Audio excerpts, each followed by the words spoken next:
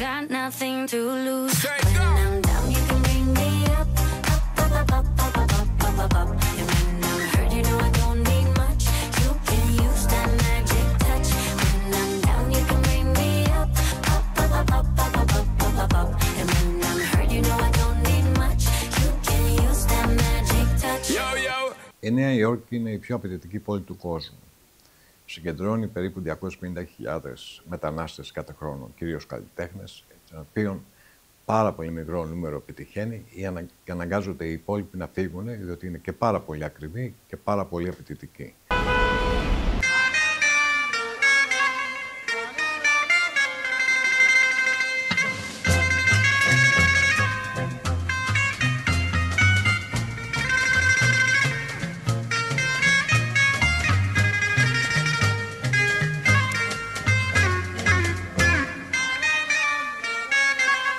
Τώρα, στη δική μου περίπτωση, εγώ πιστεύω ότι είχα ένα άστρο. Πιστεύω ότι αυτό που προσέφερα ήταν τόσο αναγκαίο για την πόλη, κυρίως για την βιομηχανία της μόδας, αλλά και την διασύνη και για το θέατρο και για τα διάφορα αισθητούτα που είχαν αυτοί δεσμευμένα. Δοθήκαν απίστευτες ευκαιρίες. Το εκείνο το οποίο τους ξεχωρίζει καταπληκτικά είναι ότι από τη στιγμή που μπορεί να τους παρουσιάσεις μια ποιότητα που δεν την έχουν, θα σε πληρώσουν, θα σε αποθεώσουν, θα σε συστήσουν. Κάπως έτσι ένιωθα. Ήταν ένα ταξίδι απίστευτο και παραμένει μια πόλη μαγική.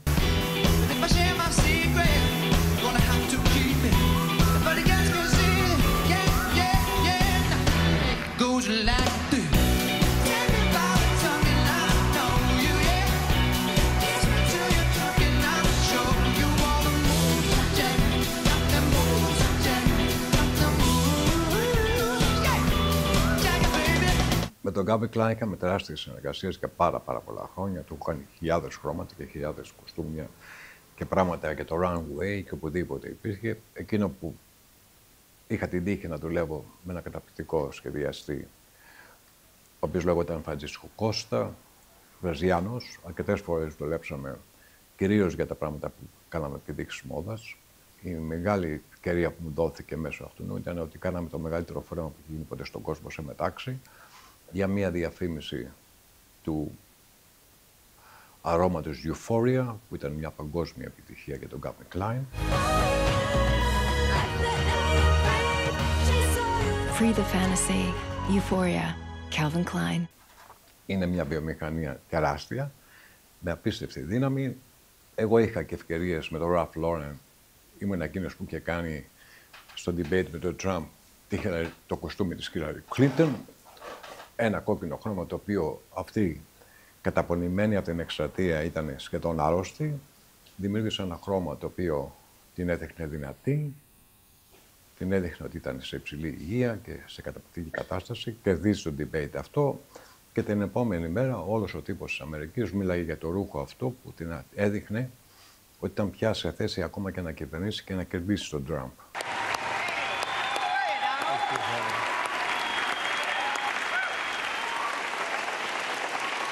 The man who has called women pigs, slobs, and dogs. I think my strongest asset, maybe by far, is my temperament. I have a winning temperament. I know how to win. Secretary Clinton. Woo, okay. Φυσικά οι οπαδοί του Τραμπ με απειλούσαν, θα κάψουν το σπίτι μου, θα κάψουν το εργαστήριό μου, θα με σκοτώσουν και τέτοια, γιατί ήμουν εγώ υπεύθυνος για την επιτυχία της Hillary Clinton, την οποία προσωπικά δεν έχω και μεγάλη συμπάθεια, τέλος πάντων. Είναι πελάτησά μου. Ο Ralph Lauren ήταν ο άνθρωπος που μου το έστειλε από την Ιταλία. Εγώ έκανα τη δουλειά μου. What is Krishna doing? He's speaking to Arjuna. What is he saying? He's telling Arjuna that victory and defeat are the same. Να κάνεις μια μεγάλη παραγωγή όπως είναι το Μαχαμπαράτα, που νομίζω ότι είναι από τις καλύτερες θεατρικές δουλειές που έχει γίνει ποτέ. Γενικά είναι μια παράσταση που εγώ είμαι περήφανος για αυτή. Χάρηκα πάρα πολύ και τα κοστούμια. Ήταν όλα γήινα πράγματα που εμένα με ενθουσιάζει. Τα χρώματα γήινα, βάσει τσαρούχη, είναι τα χρώματα τα οποία πρέπει εμείς να ακολουθούμε με την έννοια ότι έχουμε μια καλύτερη σχέση με το περιβάλλον. Και τη χάρηκα πάρα πολύ. Ήταν μια δουλειά που πραγματικά νιώθω περήφανος. Μεγάλο κομμάτι της δικιάς μου επιτυχίας και να κάνει με την συνεργασία που είχαμε με τους μεγάλους Έλληνες σκηνογράφους, animατολόγους και την εμπειρία που είχα, μεταξύ αυτών φυσικά το Γιάννη Τσαρούχη. Βλέπετε ότι σε αυτό το εθνικό έπος της Ηλιάδος δεν περιγράφονται οι στόλοι και τα όπλα του ελληνικού λαού που πήγε να κατακτήσει την Τρία, αλλά το πώς τσακώθηκαν ένας γέρος και ένας νέος. Αυτοί οι πάλοι των γενεών για σκοπό την ελευθερία και όχι τον τζακωμό, αυτό μένει το μεγάλο δίδαγμα της αρχαίας Ελλάδος και της τραγωδίας. Ο πατέρας μου προσφυγόπουλο από τη Μικρασία, εγώ είμαι τρίτη γενεά, ένας άνθρωπος ο οποίος ήρθε νέο παιδί εδώ, πάρα πολύ νέος, βρήκε τον εαυτό του να δουλεύει για το βαφείο του Ράλι, μιας μεγάλης εταιρείας της εποχής εκείνης. Ο πατέρας μου, ο γιος του Τζανιδάκης, συναντούσε τον Τσαρούχη κάθε Δευτέρα μπροστά στη λυρική σκηνή για να δουν τα μαγαζιά, τι υφάσματα υπάρχουν, τι νέο έχει έρθει. Έχουν ανέκδοτα απίστευτα υποθεί και για τον Τσαρούχη και την παρέα που κάνει με τον πατέρα μου. Γενικά υπήρχε μια τεράστια σχέση μεταξύ τους, αγάπης και εκτίμησης. Εγώ γνώρισα τον Τσαρούχη όταν ήμουν σχεδόν 5 χρονών. Ήταν ένας μαγικός άνθρωπος. Είχε μια πρωτοτυπία και μια αναρχία ελληνική. Είχε ένα φινάλε με τον Παρθενώνα και τη σελήνη να βγαίνει από πίσω από το Λυκαβητό. Αυτό μου έκανε συγκλονιστική εντύπωση και από εκεί και πέρα ήθελα, όποτε έβρισκα σπασμένα πλακάκια, μοσαϊκές πλάκες ή οτιδήποτε τούβλα, να χτίζω την Ακρόπολη, να βάζω πίσω ένα φόντο από μπλε κόλλα για τετράδια και ένα δίσκο από άσπρο χαρτί, ο οποίος με μία κλωστή ανέβαινε σιγά σιγά πίσω από την Ακρόπολη. Είχα την τιμή και τη χαρά να συνεργαστώ μαζί του αρκετά αργότερα, όταν ήμουν γύρω στα 22, που με φώναξε να του κάνω 7 επιθύβας. Μου είχε κάνει κατάπληξη ότι όταν με ρώτησε ποιος πρέπει πληρώνει πιο ακριβά και του είπα το Εθνικό Θέατρο, εκείνος μου είπε εγώ θα σου δώσω τα διπλάσια. Μια άλλη φορά είχα πάει στην ταβέρνα που έκλεισε. Εδώ είχε μια ταβέρνα που έκλεισε. Λοιπόν, μας είπα μέσα, λέει ο Τσαρούχης είναι αυτός. Και του ρωτάω άλλος ποιος είναι ο Τσαρούχης. Λέει δεν ξέρω τι είναι, λέει, αλλά τον είδε στην τηλεόραση την κυρία της Παξινού. Λέει θεατρίνος είναι. Δεν ξέρω τι είναι, λέει, αλλά στο καφενείο που βλέπαμε την τηλεόραση είπε ένας να έχεις λέει μια ακουαρέλα του, τη σκοτώνεις 30 φράγκα, 30.000 φράγκα. Σπλησιάζω πάνω εγώ και λέω τι θα πει ακουαρέλα, λέει ο κύριος Τσαρούχης. Λέω όχι, λέω, είμαι οσοσίας του, μοιάζω πολύ. Λέει δεν το έχουμε υπόψη, το είπε το ραδιόφωνο, το είπε ένας δις το ακούγοντας στο ραδιόφωνο. Λέω και εγώ δεν ξέρω τι θα να μάθω, λέω, γιατί την ακούω αυτή τη λέξη χρόνια. Ο λαός είναι έτσι σήμερα. Πόσο κερδίζεται, μου ζητάνε αυτόγραφα, γιατί αυτόγραφα. Που με είδαν, που με ξέρουν, μου ζητάνε αυτόγραφα. Το χιούμορ του ήταν εκπληκτικό. Το μόνο που πρέπει να σας πω, ότι μου έχει ομολογήσει την πικρία του ότι αγάπησε και αγαπήθηκε από λάθος ανθρώπους. Και όσοι ξέρουν, νομίζω καταλαβαίνουν. Υπάρχει πολύ τσογλάνη στην πιάτσα, δηλαδή, πώς να το εξηγήσω. Τσογλάνια οποιοδήποτε φίλου και οποιοδήποτε ηλικίας και κοινωνικής τάξης, που όλα τα μεταφράζουν στην επιχείρηση, η αξιοποίηση.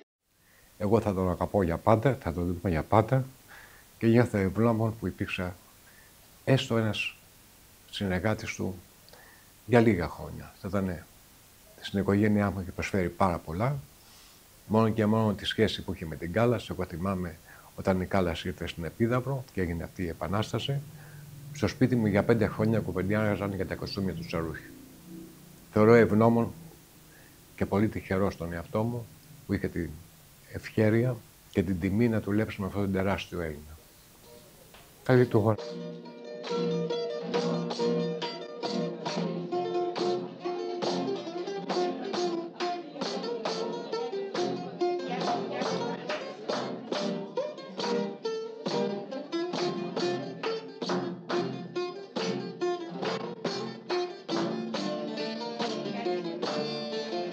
Και τους μεγάλους φυσικά Έλληνες σκηνογράφους και ενδυματολόγους που δίνοντάς μου πάντα την εμπιστοσύνη που είχα, που μου προσφέρανε, ένιωθα πάρα πολύ δυνατός να μπορώ να κάνω και πράγματα τα οποία πιάζανε αρκετές φορές, άγγιζανε το αδύνατο.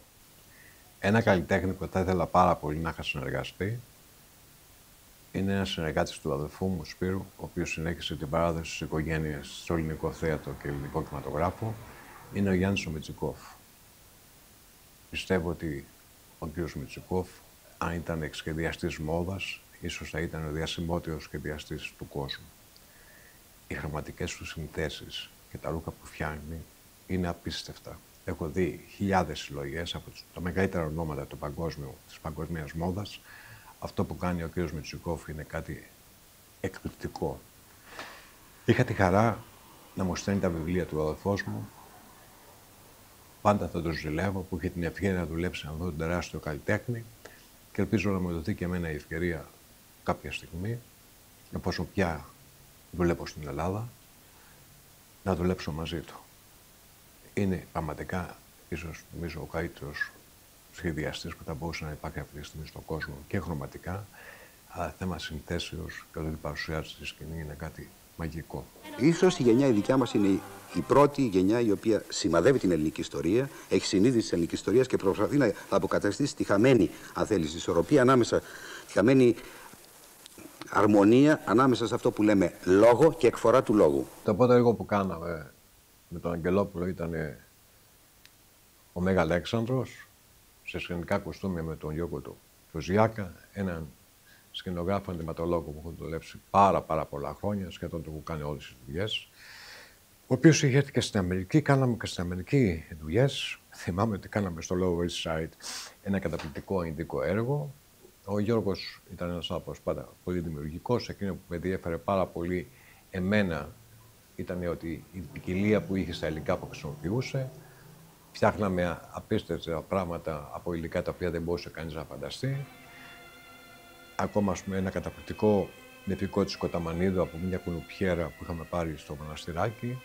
Φτιάχναμε θώρακες από κορολούδες. Ο Γιώργος ήταν ένας καλλιτέχνης ο οποίος χρησιμοποιούσε τα υλικά με πάρα πολύ μεγάλη ευκαιρία. Και νομίζω και σε αυτά που κάναμε στον Αγγελόπουλο ήταν μια εκπληκτική δουλειά. Ο Μεγαλέξατος και είμαι πολύ περήφανος γι' αυτό.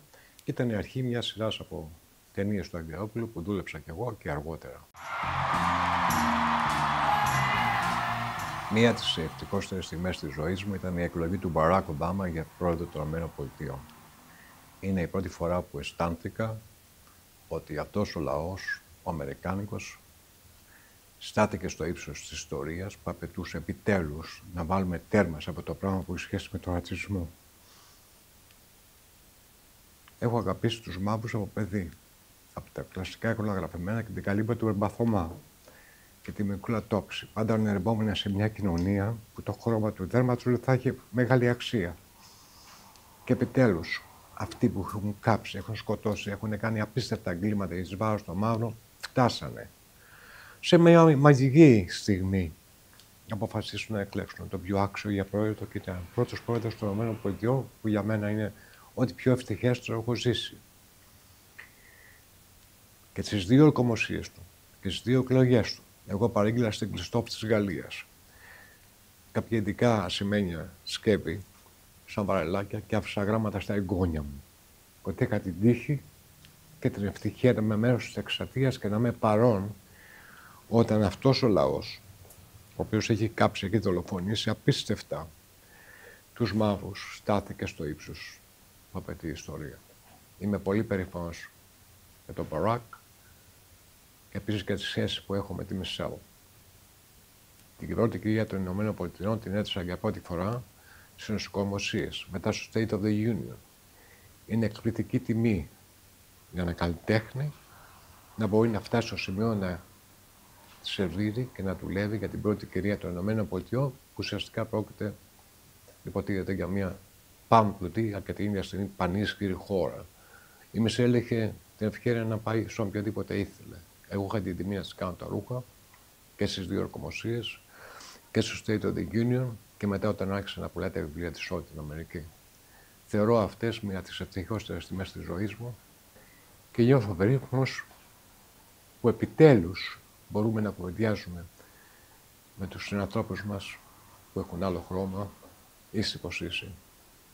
Λόγω της Μισελ αγάπησα και τις μέλισσες, γιατί επέμενε να στήσει Μέχρι να μελισσουγώ να δώσει ο Μπαράκ περίπου 200 εκατομμύρια να μελετήσουμε γιατί χάνουμε τις μέλισσες και πώς μπορούμε να τις σώσουμε. Για όσοι έχουν ασχοληθεί, εγώ έχω ασχοληθεί πάρα πολύ χρόνο, γύρω στα 7 χρόνια τα τελευταία και μελετάω τις μέλισσες.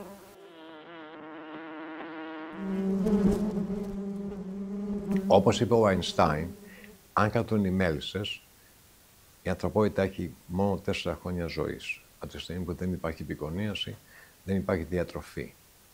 Ελπίζω το αμερικάνικο κράτος να φροντίσει αυτό το πρόβλημα, αν και είμαστε σε δραματική κατάσταση, όπως είμαστε και στην Ελλάδα, μετά την καταστροφή που έγινε στην Εύβοια.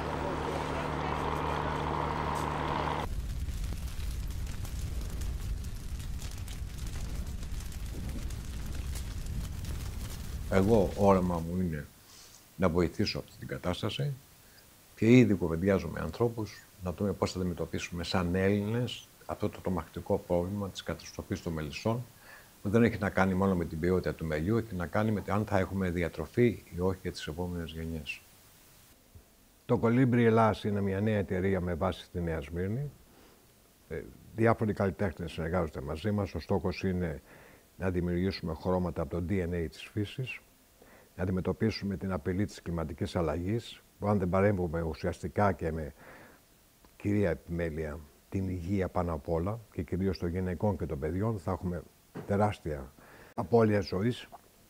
Αυτή τη στιγμή συνεργαζόμαστε με διάφορες εταιρείες όπως είναι η Sustainability του κ. Κασνακίδη. Θα προστατεύσουμε το περιβάλλον, θα προστατεύσουμε τον άνθρωπο, θα δημιουργήσουμε χρώματα από το DNA της φύσης σε συνεργασία με το Cambridge University στο Ηνωμένο Βασίλειο. Χρώματα κατά εκατομμύρια, τα οποία εκφράζουν όλη την ποικιλία του μεγαλύτερου ζωγράφου που υπάρχει, που είναι η φύση, και τα οποία δεν θα μολύνουν ούτε το περιβάλλον. Θα σώσουμε περίπου το 80% της κατανάλωσης νερού και θα κάνουμε μια ουσιαστική παρέμβαση να σωθεί και το περιβάλλον, αλλά και οι ζωές των ανθρώπων που κινδυνεύουν από τα παράγωγα του πετρελαίου που υπάρχουν σήμερα στα ρούχα. Μέρος της δικιάς μου προσπάθειας τώρα είναι να χρησιμοποιήσουμε χρώματα τα οποία ακούν στους νόμους sustainability, την ίδια στιγμή να χρησιμοποιήσουμε υφάσματα, ήδη εγώ χρησιμοποιώ υφάσματα που γίνονται από γάλα. Το γάλα έχει το ίδιο pH που έχει το ανθρώπινο σώμα, προστατεύει τον άνθρωπο, προστατεύει και το περιβάλλον, και επίσης να χρησιμοποιήσουμε χρώματα φυσικά από το DNA της φύσης και την ίδια στιγμή πρώτες ύλες που θα είναι κυρίως από φρούτα, όπως είναι το πορτοκάλι, όπως είναι η μπανάνα και τέτοιου είδους πράγματα, τα οποία δεν πρόκειται ποτέ να είναι παράγωγα του πετρελαίου, δεν πρόκειται ποτέ να μολύνουν ή να δημιουργήσουν ασθένειες. Έχουμε εκατομμύρια ανθρώπους οι οποίοι πεθαίνουν λόγω της χρήσης των πολυεστερικών, τα οποία κυρίως είναι μπουκάλια, τα οποία γίνονται, προστοποιούνται και ουσιαστικά θίγουν και τις φτωχές οικογένειες, γιατί μόνο αυτοί τα αγοράζουν. Η ευθύνη που έχουμε λοιπόν είναι να βελτιώσουμε το περιβάλλον, να σώσουμε τον κόσμο από τις ασθένειες και να πολεμήσουμε την κλιματική αλλαγή, που είναι πιθανότατα μια καταστροφική κατάσταση αυτή τη στιγμή όπως διαμορφώνεται στο περιβάλλον, αν συνεχίσουμε να έχουμε την ίδια συμπεριφορά.